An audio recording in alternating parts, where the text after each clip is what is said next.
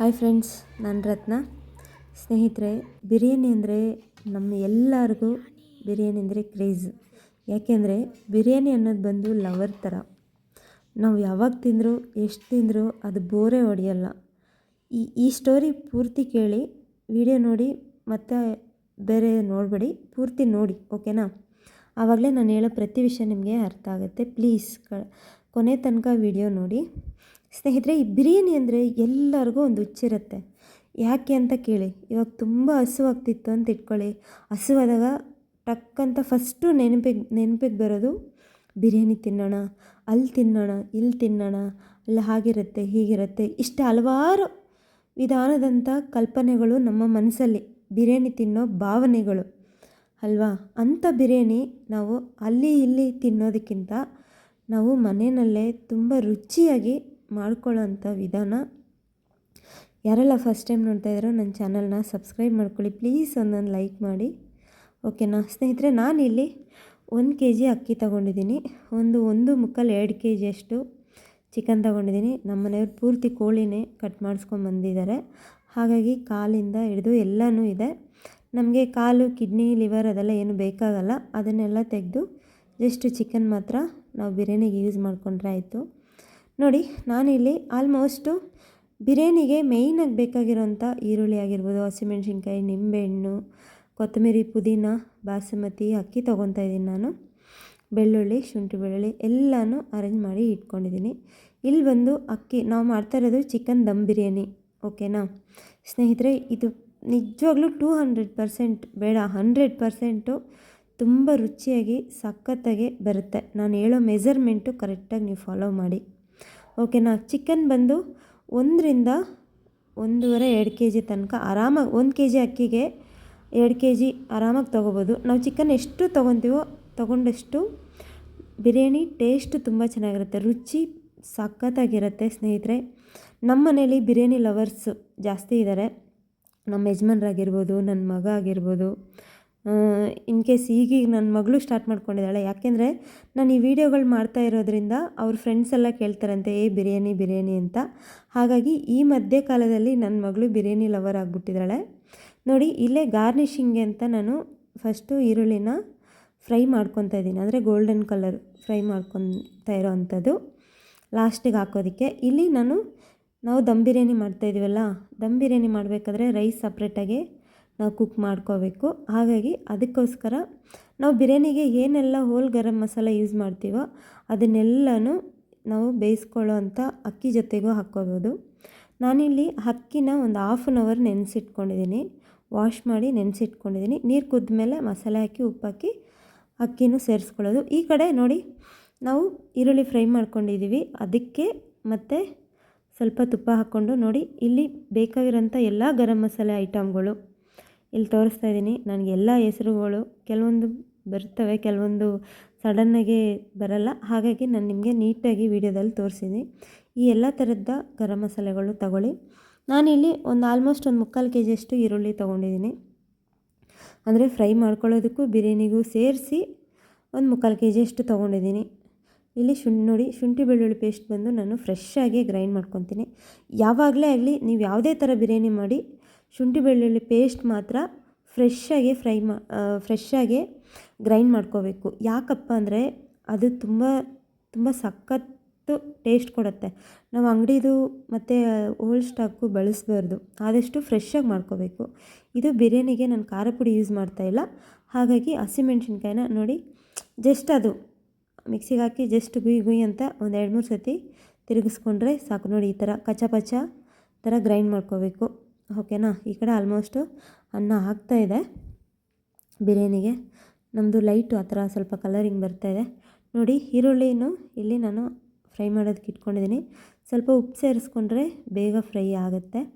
ಯಾಕಂದರೆ ನಾವು ದೊಡ್ಡ ಪಾತ್ರೆನಲ್ಲಿ ಮಾಡಬೇಕಾದ್ರೆ ಟೈಮ್ ಜಾಸ್ತಿ ತೊಗೊಳುತ್ತಲ್ವಾ.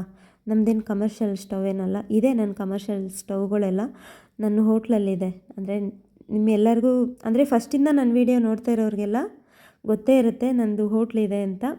ಯಾರಾದರೂ ಹೊಸ್ದಾಗಿ ನೋಡ್ತಾಯಿದ್ರೆ ಅವ್ರಿಗೋಸ್ಕರ ಹೇಳ್ತಾಯಿದ್ದೀನಿ.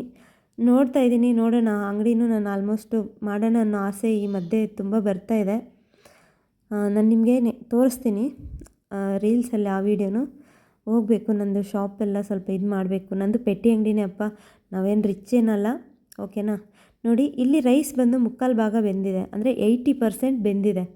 ಇವಾಗ ಒಂದು 15 ನಿಮಿಷ ಆಗುತ್ತೆ ಅನ್ನ ಬೇಯೋದಕ್ಕೆ, ಅಂದರೆ ಒಂದು 10 ನಿಮಿಷ ಬೇಯಿಸ್ಕೊಂಡ್ರೆ ಸಾಕು. ಅಂದರೆ ನೋಡಿ ಈ ಪದಕ್ಕಿರಬೇಕು. ನಾವು ಹಿಂಗೆ ಜೋರಾಗಿ ಪ್ರೆಸ್ ಮಾಡಿದ್ರು ಸ್ವಲ್ಪ ಅದು ಅನ್ನ ಗಟ್ಟಿ ಗಟ್ಟಿ ಸಿಗಬೇಕು.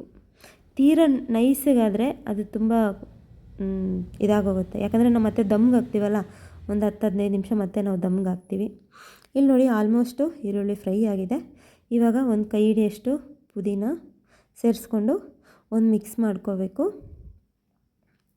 ಒಂದು ಕೈ ಹಿಡಿ ಪುದೀನ ಸೇರಿಸ್ಕೊಂಡು ಒಂದು ಮಿಕ್ಸ್ ಮಾಡಿಕೊಂಡು, ಮತ್ತು ಅದೇ ನಾವು ಪುದೀನ ಎಷ್ಟು ತೊಗೊಂಡಿದ್ದೆವೋ ಅಷ್ಟೇ ಒಂದು ಕೈ ಹಿಡಿ ಕೊತ್ತಂಬರಿ ಸೊಪ್ಪನ್ನು ಸೇರಿಸ್ಕೋಬೇಕು. ಅದನ್ನು 1 ನಿಮಿಷ ಫ್ರೈ ಮಾಡಿಕೊಂಡು, ನೋಡಿ ಫ್ರೆಶ್ಶಾಗಿ ರುಬ್ಬಿಟ್ಕೊಂಡಿರೋಂಥ ಶುಂಠಿ ಬೆಳ್ಳುಳ್ಳಿ ಪೇಸ್ಟು.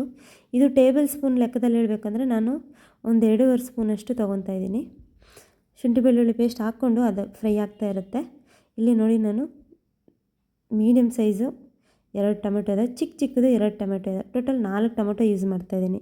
ಎಷ್ಟಕ್ಕೆ 1 kg ಅಕ್ಕಿಗೆ 1.25 kg ಚಿಕನ್ಗೆ. ನಾವು ದಮ್ ಬಿರಿಯಾನಿ ಮಾಡ್ತಾಯಿದ್ದೀವಿ. ಒಂಥರ ಇದು ಹೇಳ್ಬೇಕಂದ್ರೆ ಹೈದ್ರಾಬಾದಿ ಬಿರಿಯಾನಿ ಅಂತಲೇ ಹೇಳ್ಬೋದು. ಆ ಸ್ಟೈಲಲ್ಲೇ ಇರುತ್ತೆ, ಟೇಸ್ಟು ಅದೇ ಥರ ಇರುತ್ತೆ.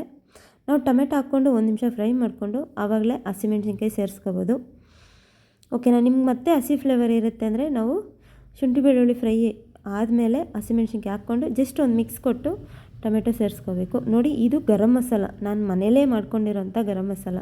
ಆ್ಯಕ್ಚುಲಿ ನಾನು ಗರಂ ಮಸಾಲದು ವೀಡಿಯೋ ಮಾಡೋಣ ಅನ್ಕೊತಾ ಇದ್ದೀನಿ, ನನಗೆ ಟೈಮ್ ಸಿಗ್ತಾಯಿಲ್ಲ. ಅದೇ ಹೇಳಿದ್ನಲ್ಲ, ಈ ನಡುವೆ ನಮ್ಮ ಮನೇಲಿ ಎಲ್ಲರೂ ಬಿರಿಯಾನಿ ಲವರ್ಸ್ ಆಗಿಬಿಟ್ಟಿದ್ದಾರೆ. ಹಾಗಾಗಿ ನನಗೆ ಆವಾಗವಾಗ ಬಿರಿಯಾನಿ ಮಾಡೋದೇ ಸರಿ ಹೋಗ್ತಾಯಿದೆ.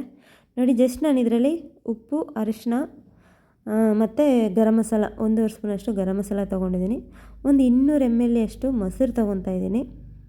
200 ml ಅಂದರೆ 1/4 ಲೀಟ್ರ್ ಅಂತ 1/4 ಲೀಟ್ರ್ ತೊಗೊತಾ ಇದ್ದೀನಿ. ತೊಗೊಂಡು ಆ ಮೊಸರನ್ನು ಸೇರಿಸ್ಕೊಂಡು ನೀಟಾಗಿ 1-2 ನಿಮಿಷ ಫ್ರೈ ಮಾಡ್ಕೋಬೇಕು.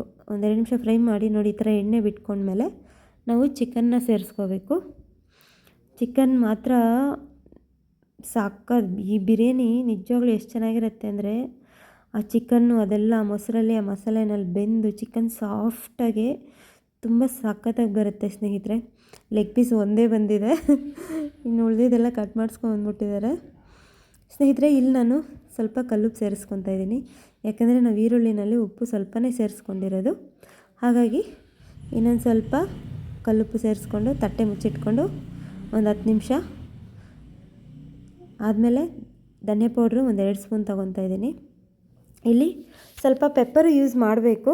ನಾನು ಸೈಡ್ಗೆ ಬೇರೆ ಚಿಕನ್ ಎಲ್ಲ ಮಾಡಿದ್ದೀನಿ, ಹಾಗಾಗಿ ನಾನಿಲ್ಲಿ ಪೆಪ್ಪರ್ ಸೇರಿಸ್ಕೊತಾ ಇಲ್ಲ. ಯಾಕಂದರೆ ನಾವು ಅದು ಚಿಕನ್ನು ಇದು ಚಿಕನ್ನು ಇದೆಲ್ಲ ತಿನ್ನೋಷ್ಟರಲ್ಲಿ ಸ್ವಲ್ಪ ಹೀಟ್ ಆಗುತ್ತೆ ಅಂತ.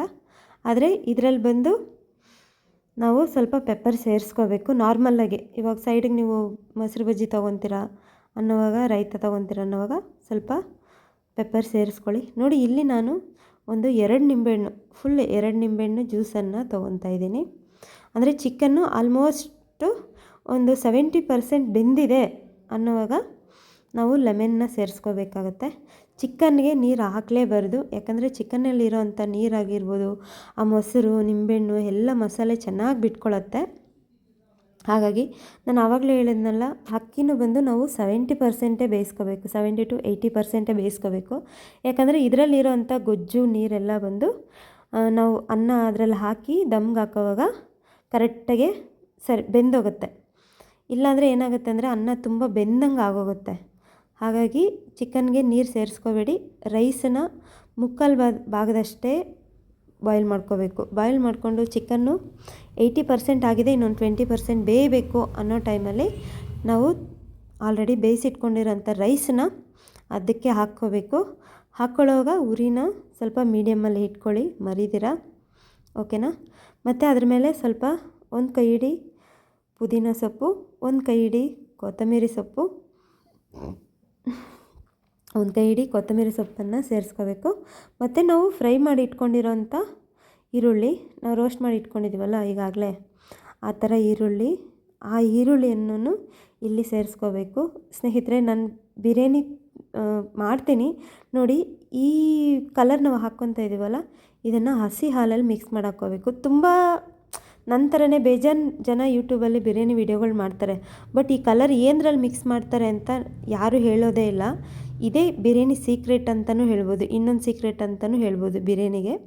ಯಾಕೆಂದರೆ ನಾವು ಇದನ್ನು ಹಸಿ ಹಾಲಲ್ಲಿ ಕಲರ್ ಸೇರಿಸಿ ಮಿಕ್ಸ್ ಮಾಡಿ ಹಾಕ್ಕೊಳ್ಳೋವಾಗ ಅದು ಟೇಸ್ಟು ತುಂಬ ಸಖತ್ತಾಗಿರುತ್ತೆ. ನೋಡಿ, ನಾನು ಸ್ವಲ್ಪ ಕೇಸರಿ ಕಲರು ಮತ್ತು ಸ್ವಲ್ಪ ಅರಿಶಿಣದ ಕಲರು ಎರಡನ್ನು ಸೇರಿಸ್ಕೊತಾ ಇದ್ದೀನಿ. ನಾರ್ಮಲ್ಲಾಗಿ ಸೇರಿಸ್ಕೊಳ್ಳಲ್ಲ, ಅಂದರೆ ನಾವು ದಮ್ ಬಿರಿಯಾನಿ ಹಾಕೋವಾಗ ಸೇರಿಸ್ಕೊಂಡ್ರೆ ಅದು ಸ್ವಲ್ಪ ಚೆನ್ನಾಗಿರುತ್ತೆ. ನೀವು ಫಸ್ಟಲ್ಲೇ ನೋಡಿದ್ರಲ್ಲ, ಹಾಗಾಗಿ ಈ ಜಾಗದಲ್ಲಿ ನೀವು ಇನ್ನು ಸ್ವಲ್ಪ ತುಪ್ಪ ಬೇಕಂದ್ರೆ 1-2 ಸ್ಪೂನ್ ಮೇಲೆ ಹಾಕ್ಕೋಬೋದು. 1-2 ಸ್ಪೂನ್ ತುಪ್ಪನೂ ಹಾಕ್ಕೋಬೋದು, ಬೇಕಂದರೆ ಗೋಡಂಬಿ, ದ್ರಾಕ್ಷಿ ಇದನ್ನೆಲ್ಲನೂ ಫ್ರೈ ಮಾಡಿ ಹಾಕ್ಕೋಬೋದು. ದಮ್ ಬಿರಿಯಾನಿಗೆ ಚೆನ್ನಾಗೇ ಇರುತ್ತೆ.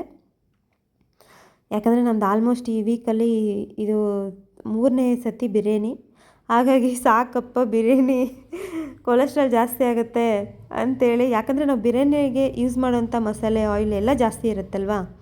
ಹಾಗಾಗಿ ಇವಾಗ ರೈಸ್ ಎಲ್ಲ ನಾವೆಲ್ಲ ಹಾಕ್ಕೊಂಡು ಆದಮೇಲೆ ನೋಡಿ, ದಮ್ಗೆ ಕೆಳಗಡೆ ನಾನು ನಾರ್ಮಲಾಗಿ ನಾನು ದಮ್ಗೆ ಯೂಸ್ ಮಾಡೋಂಥ ದೋಸೆ ಕಲ್ಲು, ಅದು ಚಪಾತಿ ಕಲ್ಲು, ಅದನ್ನು ಸ್ಟವ್ ಮೇಲೆ ಇಟ್ಟು ಕಲ್ಲಿಡ್ತಾಯಿದ್ದೀನಿ. ಅದನ್ನು ಒಂದು 5 ನಿಮಿಷ ಐ ಫ್ಲೇಮಲ್ಲಿ ಇಟ್ಟು ಆಮೇಲೆ ಸಿಮ್ಮಲ್ಲಿ ಒಂದು 5ರಿಂದ 10 ನಿಮಿಷ ಇಟ್ಕೊಂಡ್ರೆ ನಮ್ಮ ಬಿರಿಯಾನಿ ನೋಡಿ ಸಖತ್ತಾಗಿ ಕಲರ್ಫುಲ್ಲಾಗಿ ರೆಡಿ ಆಗೋಯ್ತು. ನಾನು ನಿಮ್ಗೆ ಆವಾಗಲೇ ಹೇಳಿದ್ನಲ್ಲ, ಕಲರ್ ಸೇರಿಸ್ಕೊಳ್ಳೋ ಉದ್ದೇಶ. ರೈಸ್ ನೋಡಿ, ಅಲ್ಲಲ್ಲಿ ಎಲ್ಲೋ, ಅಲ್ಲಲ್ಲಿ ಆರೆಂಜ್, ಲೈಟ್ ಆರೆಂಜ್ ಥರ, ವೈಟು ಸಖತ್ತಾಗಿರುತ್ತೆ.